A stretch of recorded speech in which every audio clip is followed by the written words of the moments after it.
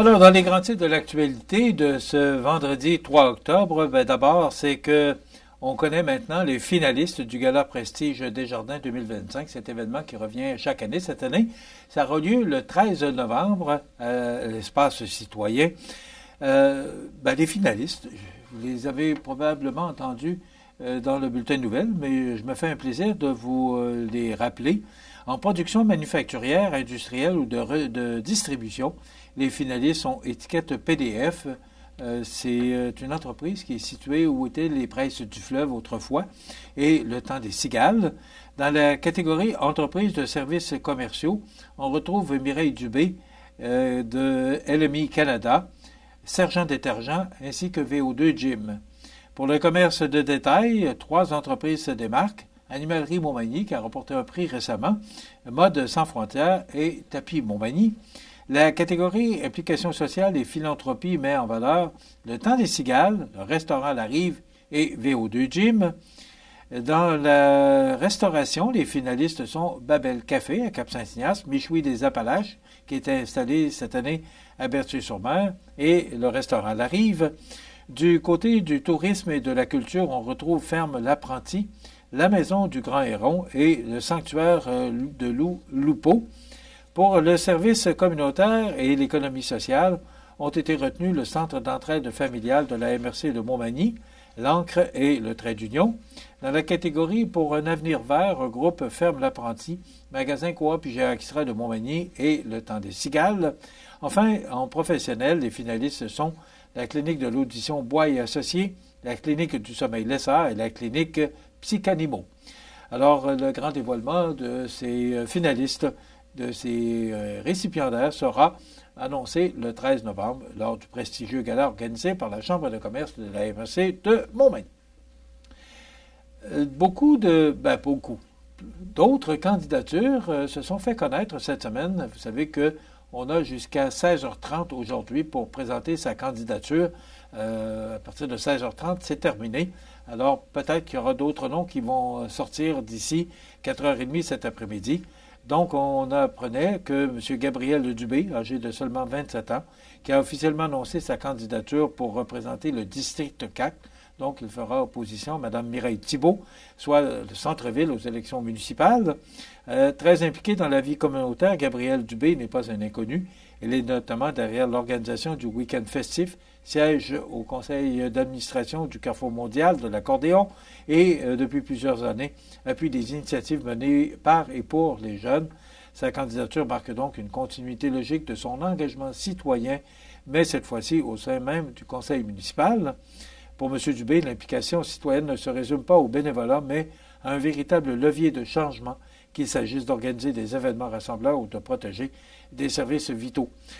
Lundi, on pourra vous faire, lundi ou mardi, là, on essaiera de vous faire un bilan. Ce sera peut-être plus facile mardi, mais en tout cas, on va essayer de tenter de vous donner un tableau complet là, de toutes les candidatures officielles là, des élections municipales là, pour notre région.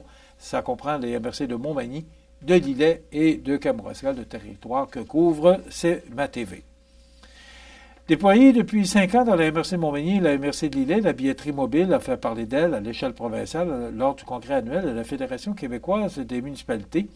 Présentée dans le panel Collaboration en matière de développement local, elle a suscité l'intérêt d'élus et d'acteurs du développement économique venus de partout au Québec. Animée par Pascal Harvey, président-directeur général du réseau des SRDC et CAE, la discussion a mis en valeur cette innovation unique grâce à l'intervention de Mireille Thibault, directrice générale du CAE Montmagny-Lillet. Elle était accompagnée de Frédéric Jean, préfet de la MRC Montmagny, et Normand Caron, préfet de la MRC de Lillet. Donc, passé pour répondre aux défis des régions éloignées des grands centres, la billetterie mobile s'attaque à plusieurs enjeux dont la découverte cellulaire ou la découverture, le vieillissement de la population, la littératie numérique limitée et l'isolement en milieu rural. Donc, ce projet est fruit d'un partenariat solide entre le CAE Montmagny-Lillet, des Arts de la Seine, le Centre socioculturel Gérard Ouellet de Saint-Jean-Port-Joli et le dépanneur voisin Famille Simard de Saint-Pamphile. Alors, pour les organisateurs, il s'agit aussi d'un outil moderne et sécuritaire puisqu'elle donne une meilleure connaissance du public, une communication plus efficace avec les spectateurs et une réduction des risques liés à la fraude ou à l'argent comptant. La ville de Montmagny qui vient d'enrichir son patrimoine culturel avec l'installation de 2 œuvres majeures du sculpteur Louis Pagé, disparu en 2007.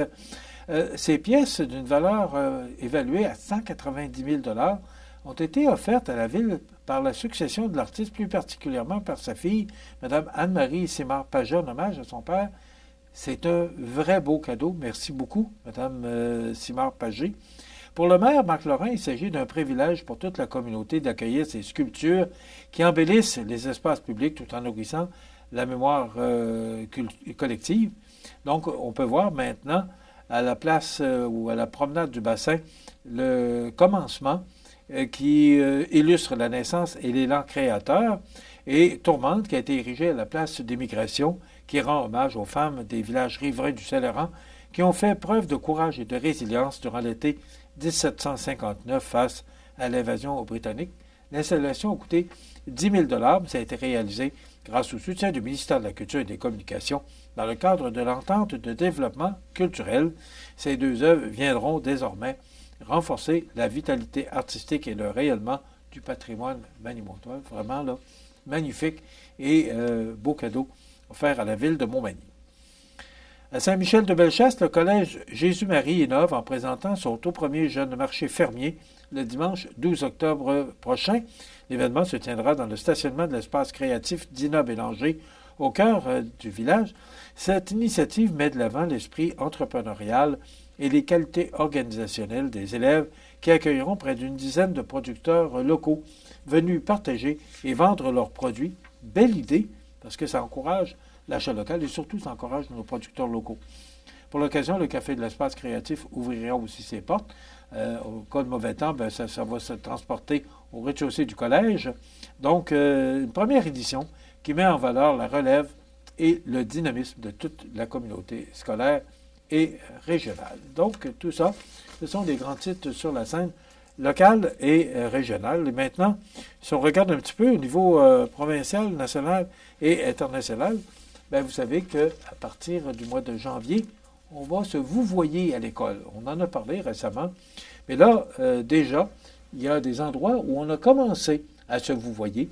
Et c'est à la commission scolaire des navigateurs, c'est tout juste à côté de nous, c'est à l'ouest de chez nous, c'est à Lévis. Alors que déjà, on fait des tests et on ne veut pas attendre le 1er janvier, que là, on se dit-tu le 31 décembre, on se dit vous le 1er janvier. Alors déjà, là, des écoles primaires et secondaires qui doivent se conformer à cette nouvelle règle parce qu'on veut l'implanter, puis on veut l'implanter progressivement. Donc, dès janvier prochain, le vouvoiement sera la norme dans les écoles du Québec. Le gouvernement Legault en avait fait une des priorités en éducation. Je ne sais pas pourquoi on fait un plat avec tout ça. Quand j'étais à l'école, on vouvoyait nos professeurs. Je pense qu'à partir de secondaire 3, je pense, qu'on a commencé à tutoyer nos professeurs. Je vous parle peut-être au début des années 60, 72, 73, dans ce coin-là. Mais c'était bien avec les professeurs qui le voulaient, ou encore avec nos titulaires qui étaient près de nous. Mais il n'y en avait pas tant que ça. On disait vous, puis comme vous pouvez voir, c'est pas ça qui m'a fait maigrir, c'est pas ça qui m'a fait changer. Alors, à partir de janvier, c'est sûr que c'est une dure année, parce que là, c'est le cellulaire qui est prohibé à l'intérieur de l'école, et là, ou défendu, peut-être c'est peut-être plus le mot approprié, et le vouvoiement à partir du 1er janvier. Déjà, certains établissements disent, on n'attendra pas au 1er janvier, on va mettre ça en vigueur immédiatement. Alors, j'ai hâte de voir, parce que sûrement qu'on va voir des journalistes qui vont couvrir l'événement, savoir comment ça se passe. Mais moi, je ne vois pas ça, là, dire vous... la première personne que je rencontre, je vais aller dire vous, avant de savoir ou de la connaître mieux. On a été élevé de même, et je sais pas, me semble, je sais pas, me semble qu'on en parle beaucoup. Et il a fallu que M. Drainville intervienne, parce qu'il était ministre de l'Éducation à ce moment-là. Mais de la façon qu'on va procéder, là, c'est que sanction possible en cas de non-respect de la règle par un élève. D'abord, il va y avoir un avertissement, réflexion écrite, retenue, suspension, et ça peut même aller jusqu'à l'expulsion, mais je ne pense pas qu'on va se rendre là. Et les sanctions sont déterminées en fonction de la nature, de la gravité, de la fréquence et de la récurrence des manquements selon une approche graduelle. Donc, ça peut aller jusqu'à l'expulsion, mais j'imagine que personne ne va vouloir se rendre là, à moins que ce soit vraiment un défi là, ou que les gens exagèrent. Lundi, Josiane Dumais et Barbara Darré seront nos invités. Ils sont de la MRC de Lillet. Harold Bouffard et André Landlois sont des marchands de bonheur. C'est tout pour l'instant. Bon week-end. À lundi.